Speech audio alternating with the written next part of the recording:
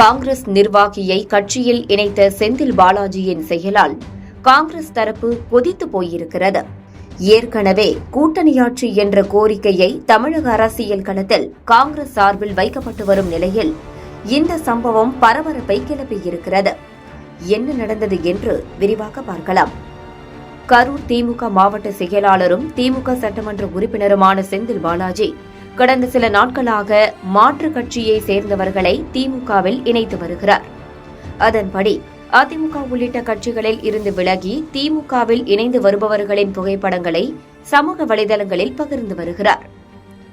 அந்த வரிசையில் கரூர் நகர காங்கிரஸ் மகளிர் அணி தலைவர் கவிதா திமுகவில் இணைந்து கொண்டதாக பதிவு ஒன்றை போட்டிருந்தார். திமுகவும் காங்கிரசும் கூட்டணியில் இருக்கும் நிலையில் செந்தில் பாலாஜியின் இந்த செயல் காங்கிரஸ் தரப்பில் கொதிப்பை ஏற்படுத்தியுள்ளது. இதற்கு எதிர்வினையாற்றியிருக்கும் காங்கிரஸ் எம்பி ஜோதிமணி காட்டமாக பதிவு ஒன்றை போட்டிருக்கிறார். அதில் கூட்டணி தர்மம் என்பது இரண்டு பக்கமும் இருக்க வேண்டும். திமுகவின் மாவட்ட செயலாளர் ஒரு முன்னாள் அமைச்சர் காங்கிரஸ் கட்சியை இப்படி பொதுவெளியில் அவமதிப்பதை நாங்கள் எப்படி புரிந்து கொள்வது? கூட்டணியின் பெயரால் இதுபோன்ற அவமரியாதையை ஒருபோதும் நாங்கள் ஏற்றுக்கொள்ள மாட்டோம். இப்படி நடப்பது இது முதல் முறையல்ல. கூட்டணி என்பது ஒரு கொள்கை அடிப்படையில் பரஸ்பர புரிதல், ஒத்துழைப்பு, நம்பிக்கை மற்றும் மரியாதையின் அடிப்படையில் உருவாக்கப்படுவது. எந்த சூழலிலும் இதில் எதனோடும் சமரசம் செய்து கொள்ள முடியாது. கரூர் நாடாளுமன்ற தொகுதியில் காங்கிரஸ் கட்சியின் நாடாளுமன்ற உறுப்பினர் என்ற வகையில் இதற்கு எதிர்வினையாற்ற வேண்டிய காங்கிரஸ் கட்சியின் சுயமரியாதையை காப்பாற்ற வேண்டிய கடமையும் பொறுப்பும் எனக்கு இருக்கிறது. இம்மாதிரியான அவமரியாதையை எளிதில் கடந்து போய்விட முடியாது. கூட்டணிக்குள் இதுபோன்ற கசப்பான சம்பவங்கள் இனிமேல் நடக்காமல் பார்த்துக் கொள்ள வேண்டும் என்று குறிப்பிட்டுள்ளார். சட்டமன்ற தேர்தல் நெருங்கி வரும் நிலையில் திமுக கூட்டணியில் இருக்கும் கட்சிகளுக்கு மத்தியில் கூட்டணி ஆட்சி என்ற குரல் எழத் தொடங்கியுள்ளது. அதிலும் கூட்டணியில் திமுகவுக்கு அடுத்த இடத்தில் அதிக தொகுதிகளில் போட்டியிட்ட காங்கிரஸ் 2026 கூடுதல் இடங்களோடு கூட்டணி ஆட்சி என்ற முழக்கத்தையும் முன்னெடுத்துள்ளது. காங்கிரஸ் தலைவர்கள் மத்தியில் அங்கொன்றும் இங்கொன்றுமாக கூட்டணி ஆட்சி என்ற முழக்கம் எழுந்து வருகிறது.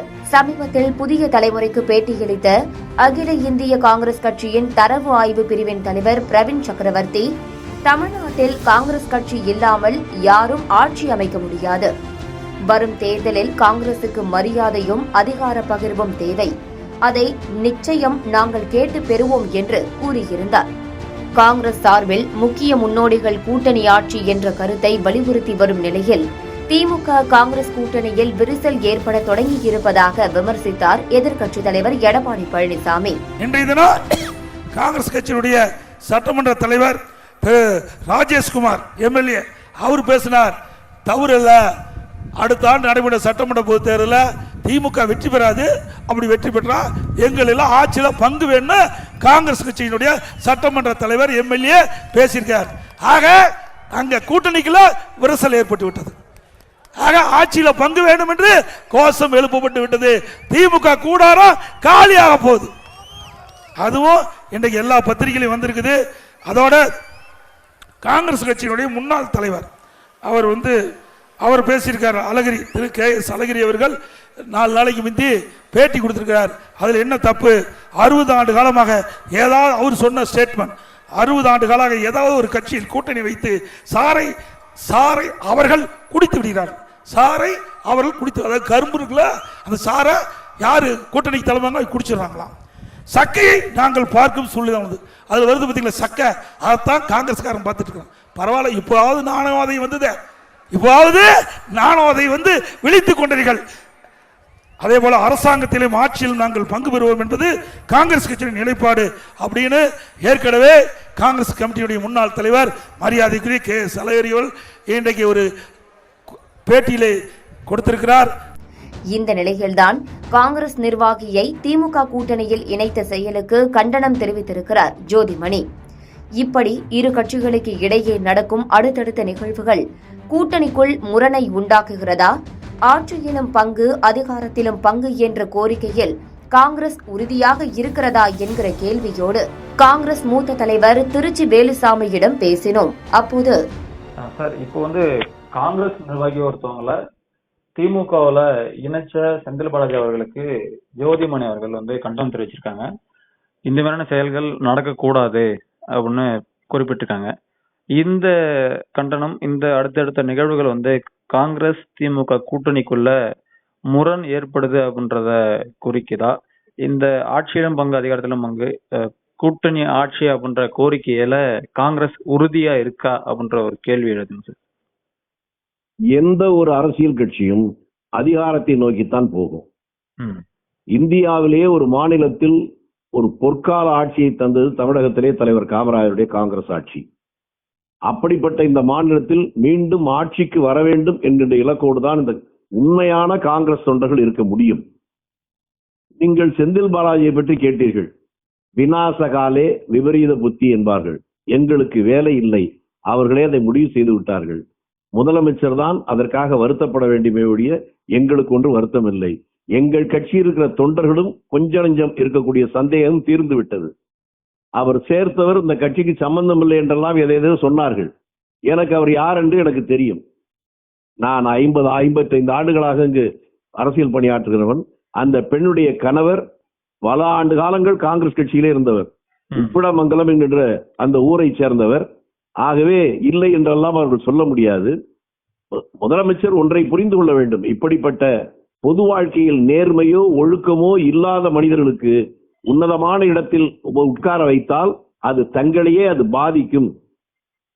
மல்லாக்க படுத்துக்கொண்டு காரி உமிழ்ந்தால் தன் முகத்திலேதான் விழும் என்று சொல்லுகிற கிராமத்து பழமொழியை அவர் புரிந்து கொள்வது நல்லது. இது கூட்டணிக்காக நட்புக்காக மட்டுமல்ல, பொது வாழ்க்கையில் நேர்மை வேண்டும் என்று நினைக்கிற ஒரு சாதாரண பாமரனாக இதை நான் முதலமைச்சருக்கு வேண்டுகோளாக வைக்கிறேன். ஓகேங்க சார். சார், இந்த முரணை செந்தில் பாலாஜி வெர்சஸ் ஜோதிமணி இப்படி மட்டும் எடுத்துக்கலாமா, அல்லது இல்லை கூட்டணி ஆட்சி? நான் ஒரே வார்த்தையில சொல்லிட்டேனே, பொது வாழ்க்கையில் நேர்மையோ நாணயமோ ஒழுக்கமோ சுய கட்டுப்பாடோ எதுவுமே இல்லாத ஒரு மோசமான பொது வாழ்க்கைக்கு களங்கம் விளைவிக்கின்ற ஒரு மனிதரை நீங்கள் கட்சியில் முக்கிய இடத்தில் அமர வைத்தால் இதெல்லாம் நடக்கத்தான் செய்யும். நான் செந்தில் பாலாஜியை குறையே சொல்ல மாட்டேன். அவரை பற்றி 4-5 ஆண்டுகளுக்கு முன்பாக அதே கரூரிலே முதலமைச்சர் என்ன பேசினார் என்பதை அவரே நினைத்து பார்த்தாலே போதும். நாங்கள் சொல்ல வேண்டிய அவசியம் இல்லை.